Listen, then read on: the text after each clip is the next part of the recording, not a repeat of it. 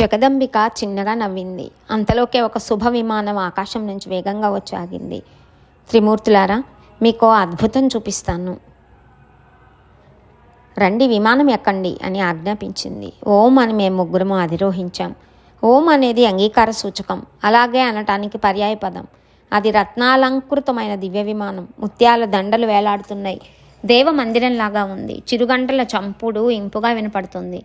ముగ్గురం నిస్సంకగా కూర్చున్నాం. జగన్మాత స్వశక్తితో మళ్ళీ ఆకాశంలోకి నడిపించింది. విమానం వేగంగా దూసుకుపోతుంది. ఒక ప్రదేశంలోకి వెళ్ళేసరికి ఆశ్చర్యం వేసింది. అక్కడ నీళ్లు కనిపించలేదు.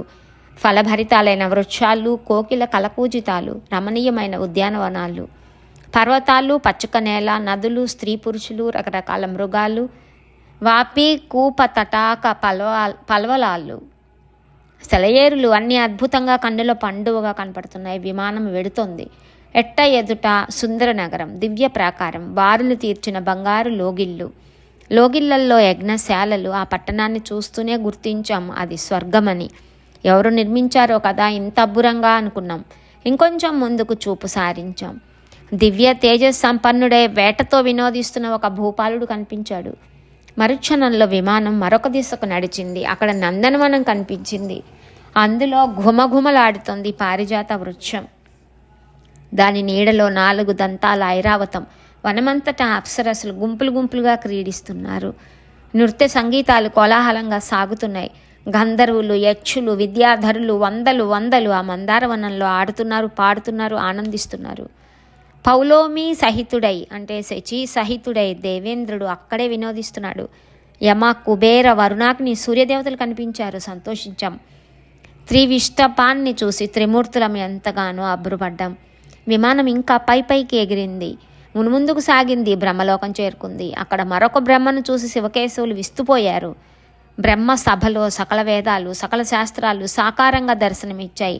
వేదాంగాలు సాకారంగా దర్శనమిచ్చాయి. సాగర, నది, పర్వతాది దేవతలు అక్కడే ఉన్నారు. ఈ చతుర్ముఖుడు అచ్చం నీలాగే ఉన్నాడు, ఎవరయ్యా ఇతడని శివకేశవులు నన్ను అడిగారు. ఏమో తెలియదన్నాను. నేనెవరిని, ఈయన ఎవరు, నాకు ఈ భ్రమ ఏమిటి, అంతా అగమ్య గోచరం. మరుక్షణంలో విమానం కైలాస శిఖరం మీద ఉంది. అక్కడ అంతటా ప్రమధులు, యక్షులు కిటకిటలాడుతున్నారు. మందారవనాల్లో కీరకోకిల మంజునాదాలు మారుమోగుతున్నాయి. వీణా మృదంగ నినాదాలు మిన్నుమిడుతున్నాయి. అంతలోకి వృషభారూఢుడై త్రిలోచనుడు శంభుడు భవనం నుంచి ఇవలికి వచ్చాడు. 5 ముఖాలతో, 10 చేతులతో, సిగలో నెలవంకతో, మొలకు పులి తోలుతో, కండువాగా భుజాలపై ఏనుగు తోలుతో, గజానన షడాననులు అంగరక్షకులుగా విరాజమానుడై విచ్చేశాడు. నందీశ్వరుడు మొదలైన ప్రమధులు జయ జయ ధ్వానాలతో వెంట నడుస్తున్నారు. నిర్గతో భవత్ శంభు వృషారూఢ త్రిలోచన పంచాననో దశభుజ హృతసోమార్ధశేఖర వ్యాఘ్రచర్మ పరీధానో గజచర్మోత్తరీయక పార్ష్ణిన్ రక్షౌ మహావీరౌ గజానన షడాననౌ శివేన సహ పుత్రౌ ద్వౌ వ్రజమానౌ విరేజతుః నంది ప్రభృతయ సర్వే గణపాచ్యవరాచ్యతే. నారదా, ఈ మరో శంకరుణ్ణి చూసి నేను మా తండ్రి విస్మితులమయ్యాం. మరుక్షణంలో విమానం వాయువేగంతో కదిలి వైకుంఠం చేరుకుంది. ఊహకందని ఐశ్వర్యంతో వైకుంఠం వెలిగిపోతుంది. విష్ణుమూర్తి ఈసారి మరీ విస్మయం చెందాడు. ఆ వైకుంఠంలో అతసీ కుసుమ సంకాసుడై పీతాంబరుడై చతుర్భుజుడు గరుత్మంతునిపై కనిపించాడు. లక్ష్మీదేవి వింజామరలు వీస్తోంది. గాలి తరంగాలకు చతుర్భుజుడి ఆభరణాలు మెల్లగా కదులుతున్నాయి. అతసీ కుసుమం అంటే అవిసె పువ్వు. అతసీ కుసుమాభాస పీతవాసా చతుర్భుజ ద్విజరాజాదిరూఢచ్చ దివ్యాభరణభూషితః వీజ్యమానస్తదా లక్ష్మ్యా కామిన్యా చామరైసుభైః తం వీక్ష్య విస్మితాః సర్వే వయం విష్ణుం సనాతనం. శివుడు నేను చకితులమయ్యాం. ముగ్గురం ఒకరి ముఖాలు ఒకరు చూసుకుంటూ కూర్చున్నాం. విమానం వెడుతూనే ఉంది. ఇంతలో క్షీర సముద్రం వచ్చింది. తెల్లని కెరటాలు నురుగులు కక్కుతూ లేచి పడుతున్నాయి. హోరు చెవులకు సాగుతోంది. ఆ సముద్ర మధ్యంలో ఒక ద్వీపం. మందార పారిజాతాది దివ్యవృక్షాలు దట్టంగా అలుముకొని ఉన్నాయి. చిత్ర విచిత్రాలైన ఆస్తరణాలు అంటే తివాసీలు పరిచున్నాయి. ముత్యాల దండలు వేలాడుతున్నాయి. పూల దండలకు అసలు లెక్కలేదు. అశోక వకుల వృక్షాలు, మొగలి పొదలు, సంపెంగ పొదలు పరిమళాలను వెదజల్లుతున్నాయి. కోకిలల కూతలు, తుమ్మెదల ఝుంకారాలు శృతి పక్వంగా వినిపిస్తున్నాయి. ఆ ద్వీపంలో ఒక పర్యంకం ఉంది. అది శివాకారంలో ఉంది. అంతటా రత్నాలు పొదిగి ఉన్నాయి. విమానం నుంచి చూస్తుంటే ఒక ఇంద్రచాపం అక్కడ విరిసినట్లు అనిపించింది. కానీ కాదు. ఆ పర్యంకానికే హరివిల్లు అలంకరింపబడి ఉంది. దాని మీద ఒక వరాంగన కూర్చొని ఉంది. ఆ స్త్రీమూర్తి ఎర్రని వస్త్రాలు ధరించింది. ఎర్రని పూలమాలలు వేసుకుంది. ఎర్ర చందనం పులుముకుంది. కన్నులు ఎర్రగా విశాలంగా ఉన్నాయి. పెదవులు ఎరుపు. కోటి మెరుపులు ఒక చోట గుమికూడి నిలిచినట్లు భాసిస్తోంది. మా కన్నులు మిరమిట్లు గొలిపాయి. సూర్యబింబంలా ఉంది. వరద భయహస్తాలు కాక తక్కిన రెండింట పాశాంకుశాలు ధరించింది. ఇంతకు ముందెప్పుడు చూసి ఎరగం ఆ దివ్య సుందర మూర్తిని. చిరునవ్వులు చిందిస్తూ కూర్చుంది. హ్రీంకారాన్ని జపిస్తున్న పక్షి బృందాలు సేవిస్తున్నాయి. కరుణామూర్తి, నితాంతారుణ, నవ యవ్వన కుమారి, శృంగారోచితమైన సింగారాలు, తామర మొగ్గల వంటి వక్షోజాలు, శ్రీచక్ర తాటంకాలు, తామర పువ్వులు, మణిమయ భూషణాలు, కనకాంగద కేయూర కిరీట పరిశోభిత, హృల్లేఖ భువనేశి అని నామజపం చేస్తూ సఖీ బృందం స్తుతిస్తోంది. అనంగ కుసుమాది దేవకన్యలు ఆమెను పరివేష్టించి ఉన్నారు. షట్కోన యంత్ర రాజం మీద కూర్చొని కనిపించింది. రక్తమాల్యాంబరధరా రక్తగంధానులేపనా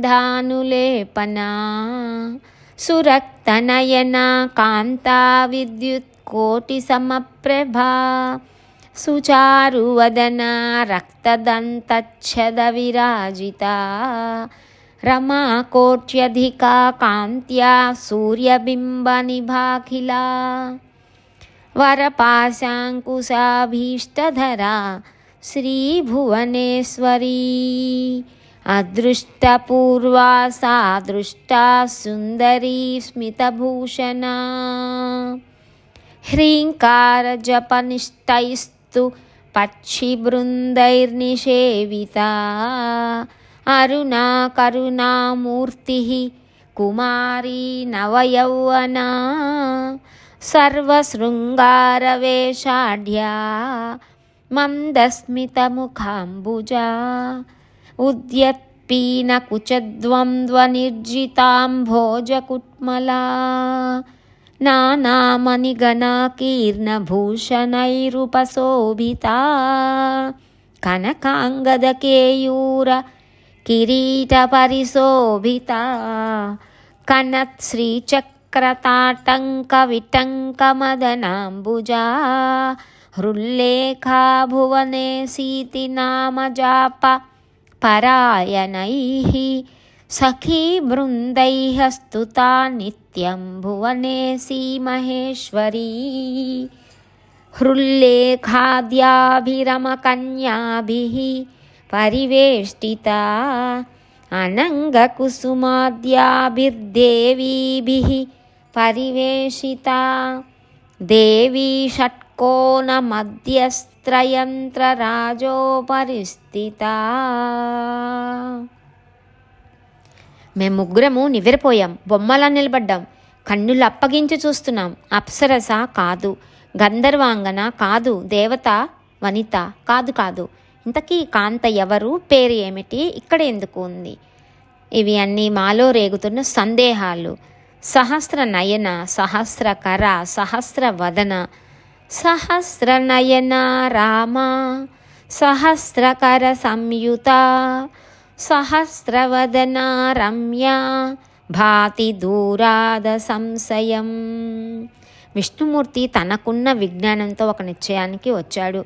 విమానంలో మాతో పాటున్న అంబతో అన్నాడు, ఏషా భగవతీ దేవి సర్వేషాం కారణం హినః మహావిద్య మహామాయ పూర్ణా ప్రకృతిరవ్యయ ఈవిడ మాకందరికీ కారణభూతురాలైన మహాదేవి, మహావిద్య, మహామాయ, పూర్ణ, ప్రకృతి, అవ్యయ అంటే నాశము లేనిది, తరగనిది, మార్పు లేనిది, యోగ గమ్య, అల్పబుద్ధులకు దురజ్ఞేయ, ఇచ్ఛారూపిణి, నిత్యానిత్య స్వరూపిణి, అల్పభాగ్యులకు దురారాధ్య, దేవి, విశ్వేశ్వరి, శివ, వేదగర్భ, విశాలాక్షి, ఆదిమహేశ్వరి. ప్రళయకాలంలో సకల విశ్వాన్ని ఉపసంహరించి ఈమె ఒక్కతే ఒంటరిగా క్రీడిస్తుంది. సర్వజీవకోటి చిహ్నాలను తన శరీరంలో విలీనం చేసుకుంటుంది, తానై క్రీడిస్తుంది. ఏషా సంహృత్య సకలం విశ్వం క్రీడతి సంచయే లింగాని సర్వజీవానాం స్వశరీరే నివేశ్య చ. సర్వబీజమయి, ఇరువైపులా కోటాను కోట్ల విభూతులు విరాజిల్లుతున్నాయి. సఖీ బృంద రూపంలో పరిచర్యలు చేస్తున్నాయి. బ్రహ్మ, శంకర దర్శించండి, మనం ధన్యులం, మనం కృతకృత్యులం, సాక్షాత్తు దర్శించగలుగుతున్నాం. వేల సంవత్సరాలుగా మనం చేస్తున్న తపస్సులకు ఫలం ఇది. లేకపోతే మనకు ఈ దేవి దివ్య దర్శనం ఎలా సమకూరుతుంది? అసంభవం. మహాదాతలకు, మహాతపస్సులకు, మహాయోగులకు, మహావిరక్తులకే తప్ప సంసారానురక్తులకు దేవి దర్శనం లభించదు. ఈవిడ మూల ప్రకృతి, సదా పురుష సంగత, పరమాత్మకు బ్రహ్మాండం చూపిస్తుంది. బ్రహ్మాండము, దేవతలు సమస్తము దృశ్యమైతే ఈవిడ ద్రష్ట. నేను కానీ, లక్ష్మి కానీ, దేవతలు కానీ, దేవతా వనితలు కానీ ఈమెలో లక్ష్యాంశానికి కూడా సాటిరాము. విరించి ఆవేళ ప్రళయ సముద్రంలో నన్ను పసివాన్ని చేసి ఉయ్యాలలూపిన మహాదేవి ఈమెయే. వటపత్రంలో శయనించి కాలి బొటనవేలిని చీకుతూ బాల్యక్రీడలతో వినోదిస్తున్న నాకు జోలలు పాడి ఉయ్యాలలూపిన ఆదిపరాశక్తి నిశ్చయంగా ఈవిడే. దర్శనంతో జ్ఞానం కలిగింది, పూర్వానుభవంతో గుర్తు వచ్చింది. మన కన్న తల్లి ఈమెయే. శయానం వటపత్రే చ పర్యంకే సుస్థిరే దృఢే పదాంగుష్టం కరే కృత్వా నివేశ్య ముఖ పంకజే లేలిహంతంచ క్రీడంత మనేకైర్బాలచేష్టితైః రమమానం కోమలాంగం వటపత్రపుటే స్థితం గాయంతి డోలయంతి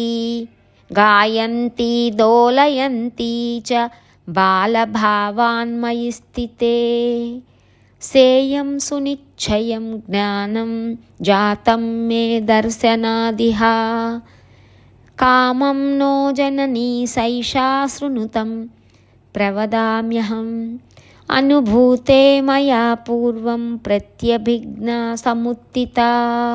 నారద, మా అందరిలో విష్ణుమూర్తి ముందుగా జగన్మాతను గుర్తుపట్టాడు. నిర్భయంగా సన్నిధికి వెడదాం, సాష్టాంగ పడదాం, పదాల చెంత నిలచి స్తుతిద్దాం.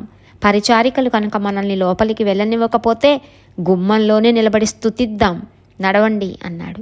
సరేనన్నాం, సంబరపడ్డాం. విమానం దిగి త్వరగా ద్వారం చేరుకున్నాం. జంకుతూ నిలబడ్డాం. మహాదేవి చూసింది, చిరునవ్వు విసిరింది. మేము ముగ్గురము స్త్రీలుగా మారిపోయాం. దివ్య సుందర రూపాలతో దివ్యాభరణ భూషితులమైపోయాం. ఆశ్చర్యపడుతూనే సన్నిధికి చేరుకున్నాం. పాదాల చెంత నిలిచాం. ప్రేమ నిండిన చూపులను మాపై ప్రసరింపజేసింది. వినయంగా భక్తి ప్రపత్తులతో నమస్కరించాం. ఒకరినొకరు వింతగా చూసుకుంటూ నిలబడ్డాం. నానారత్న విభూషితమై కోటి సూర్య ప్రతీకాశమైన దేవి పాదపీఠాన్ని తదేక దీక్షతో తిలగిస్తున్నాం. అమ్మవారిని పరివేష్టించి ఉన్న సఖీజనంలో కొందరు రక్తాంబరధారిణులు, మరికొందరివి నీలాంబరాలు, ఇంకొందరివి పీతాంబరాలు. అందరూ సౌందర్య రాసులే. వారి వస్త్రాలు, విభూషణాలు, కట్టు బొట్టు అంతా విచిత్రంగా ఉంది, వినూతనంగా ఉంది. కొందరు పాడుతున్నారు, కొందరు ఆడుతున్నారు, కొందరు నాదస్వరం ఊదుతున్నారు, మరికొందరు వీణలు పలికిస్తున్నారు, గాన మాధుర్యంలో పరవశిస్తున్నారు. నారద, అక్కడ ఒక అత్యద్భుతం కనిపించింది. చెప్తున్నా, మనసు పెట్టి ఆలకించు. దేవి పాదపీఠం తిలకిస్తూ నిలబడ్డాం కదా, మా చూపులు దేవి పాద పద్మాల వైపు ప్రసరించాయి. బొటనవేలి గోరు ఒక అద్దంలా తలతలలాడింది. చూద్దుము కదా, స్థావర జంగమాత్మకమైన బ్రహ్మాండం అంతా నఖ దర్పణంలో కనిపించింది. నఖ దర్పణ మధ్యే వై దేవ్యాచరణ పంకజే బ్రహ్మాండమఖిలం సర్వం తత్ర స్థావర జంగమం. మేము అష్టదిక్పాలకులు, సూర్యచంద్రులు, నదులు, సముద్రాలు, పర్వతాలు, గంధర్వులు, అప్సరస్సులు, విశ్వావసు, చిత్రకేతు, శ్వేతకేతు, చిత్రాంగదులు, నారద తుంబురులు, హాహా హూహూవులు అంటే గంధర్వ గాయకుడు, అశ్వని దేవతలు, అష్టవసువులు, సిద్ధులు, సాధ్యులు, పితృదేవతలు, నాగ కిన్నర కింపురుష యక్ష రాక్షసులు, ఆదిశేషుడు, వైకుంఠ కైలాస బ్రహ్మలోకాలు ఒక్కటేమిటి, సమస్తము ఆ కాలి గోటిలో ప్రత్యక్షమైంది. నా పుట్టిల్లు పద్మము, దానిలో నేను, శేషసాయి, మధుకైటబులు అందరూ కనిపించారు. ముగ్గురం ఆశ్చర్యపోయాం. ఏమిటి వింత అనుకున్నాం. విశ్వమాతగా విశ్వసించాం. అలా చూస్తుండగానే 100 సంవత్సరాలు గడిచిపోయాయి.